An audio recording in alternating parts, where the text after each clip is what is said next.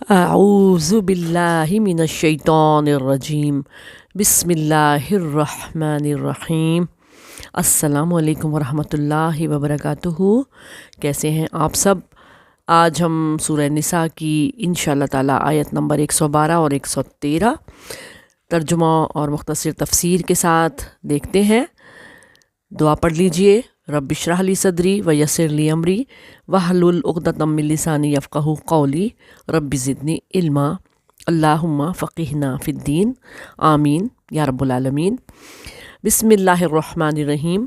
ومن یکسب خطیۃ او اسما ثم یرمی بہ بریئا فقد احتمل بہتانا و اسما مبینا۔ اور جو شخص کوئی گناہ یا خطا کرے اور کسی بے گناہ کے ذمے تھوپ دے، اس نے بڑا بہتان اٹھایا اور کھلا گناہ کیا۔ کیا کہا جا رہا ہے کہ کوئی شخص گناہ یا خطا کر کے کسی بے گناہ کے ذمے تھوپ دے، اس نے بہت بڑا بہتان اٹھایا اور کھلا گناہ کیا۔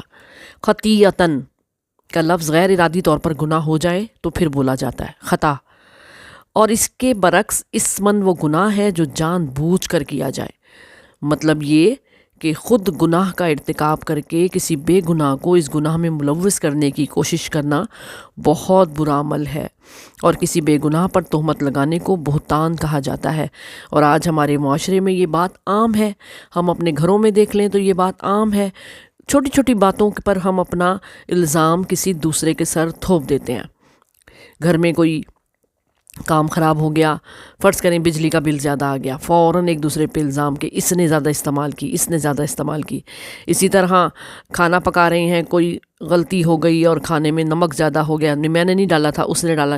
یہ بہت چھوٹی باتیں ہیں، اور اس کے علاوہ بڑے بڑے جو ہے نا وہ کام بھی اسی طرح ہو جاتے ہیں کہ گناہ خود کرتے ہیں اور نام دوسرے پہ لگا دیا جاتا ہے۔ تو یہ اللہ تعالیٰ کو حرکت پسند نہیں ہے، اس کو بہتان لگانا کہتے ہیں، تہمت لگانا کہتے ہیں کسی بے گناہ پر۔ تو اس کی بہت سخت پکڑ ہے، تو ہم کو سوچنا ہے، سمجھنا ہے۔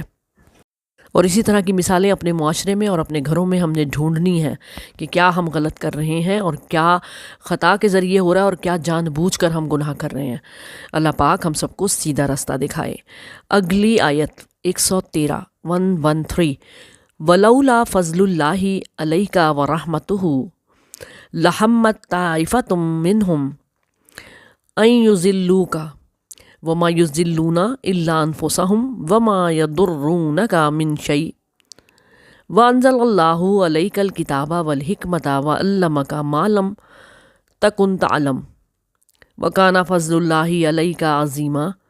اور اگر تجھ پر اللہ کا فضل اور اس کی رحمت نہ ہوتی تو یقیناً ان کے ایک گروہ نے ارادہ کر لیا تھا کہ تجھے غلطی میں ڈال دیں، حالانکہ وہ اپنے سوا کسی کو غلطی میں نہیں ڈال رہے اور تجھے کچھ نقصان نہیں پہنچا رہے۔ اور اللہ نے تجھ پر کتاب اور حکمت نازل فرمائی اور تجھے وہ سکھایا جو تو نہیں جانتا تھا، اور تجھ پر ہمیشہ سے بہت بڑا اللہ کا فضل ہے۔ یعنی کہ آپ صلی اللہ علیہ وآلہ وسلم پر یہ اللہ کی رحمت اور اس کا فضل ہی تو تھا کہ فیصلہ کرنے سے پہلے ہی اللہ تعالیٰ نے آپ کو حقیقت سے روشناس کرا دیا۔ وہ جماعت جو بنی عبیرہ کی حامی تھی، وہ آپ صلی اللہ علیہ وآلہ وسلم کو قائل کر کے مجرم کو بری کروانے ہی والی تھی۔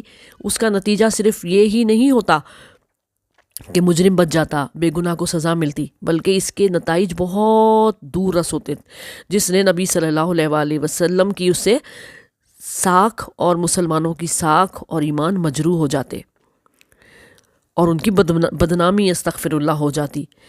فرمایا جا رہا ہے کہ ایسے لوگ اپنی ساکھ برقرار رکھنے کے لیے عاقبت برباد کر لیتے ہیں اور اپنا ہی نقصان کر رہے ہوتے ہیں۔ آپ کا محافظ یعنی اللہ فرما رہا ہے، اے نبی آپ کا محافظ تو خود اللہ ہے، یہ آپ صلی اللہ علیہ وآلہ وسلم کو نقصان نہیں پہنچا سکتے تھے اور نہ آپ کو دھوکہ دے سکتے تھے۔ آپ کو وحی کے ذریعے اللہ نے وہ سکھا دیا جو آپ نہیں جانتے تھے اور اسے جاننے کی امید بھی نہیں تھی آپ کو، لیکن اللہ پاک نے وہ سب چیزیں آپ کے سامنے کر دیں۔ اس بات کا ذکر سورہ عنکبوت، سورہ شورى، سورہ قصص اور سورہ ہود میں بھی ہے۔ بعض لوگ اس آیت سے یہ دلیل لیتے ہیں کہ نبی صلی اللہ علیہ وآلہ وسلم کو علم غیب تھا، حالانکہ یہی الفاظ اللہ نے ہر انسان کے لیے استعمال کیے ہیں کہ اس نے انسان کو وہ سکھایا جو وہ نہیں جانتا تھا۔ سورہ علق آیت نمبر 5 میں اگر یہ سارے انسانوں کے لیے یہ بات اللہ فرما رہا ہے تو سارے انسانوں کو علم غیب ہے، پھر تو سارے ہی عالم غیب بن جائیں گے۔ ان آیات سے ایک تو کسی پر بہتان باندھنے کا حرام ہونا واضح ہو رہا ہے، اور اسلام کے اعلیٰ اخلاقی اصولوں کا پتہ چلتا ہے کہ کافر تک کے حقوق اسلام میں بیان کیے گئے ہیں۔ آیت میں بہکانے سے مراد دھوکہ دے کر غلط فیصلہ کروانا ہے۔ جو لوگ ایسا کر رہے تھے دراصل وہ اپنے آپ کو ہی گمراہی کے راستے پہ ڈال رہے تھے، کیونکہ اللہ تو حساب لے گا نا، اور کہ بھئی تم نے کیوں جھوٹی گواہیاں پیش کی اور کیوں تم نے غلط فیصلہ کروایا، کیونکہ اس کا وبال انہی کے سر ہے۔ وَعَلَّمَكَ مَا لَمْ تَكُنْ تَعْلَمْ، اور تمہیں وہ سب کچھ سکھا دیا جو تم نہیں جانتے تھے۔ یہ آیت نبی صلی اللہ علیہ وآلہ وسلم کی عظیم مدح کر رہی ہے۔ اللہ کا سب سے بڑا فضل یہ ہے کہ وہ ہدایت کے دروازے کھولے، آدمی کو سمجھائے کہ غلطی کرنے کے بعد اس کو مان لو، نہ کہ بحث کر کے اپنی بات کو صحیح کرنے کی کوشش کرو۔ کسی سے معاملہ پڑے تو ساتھیوں پر گھمنڈ کرنے کے بجائے اللہ پر بھروسہ کرو۔ کسی کے خلاف فیصلہ کرنے کا حق اگر مل جائے تو گھمنڈ کر کے اپنی منمانی فیصلہ نہ کر دو، بلکہ اللہ سے دعا کرو کہ وہ صحیح فیصلہ کرنے کی توفیق دے تاکہ ظلم نہ کر بیٹھیں۔ یہ کتنی پیاری باتیں اللہ تعالیٰ نے آیتوں میں کھول کھول کر بتا دی ہیں۔ محمد مصطفیٰ صلی اللہ علیہ وآلہ وسلم نے ان آیتوں کی تفسیر ہمارے سامنے اپنی زندگی کی صورت میں رکھ دی ہے، تو اللہ ہم سب کو سمجھنے کی، عمل کرنے کی توفیق عطا فرمائے۔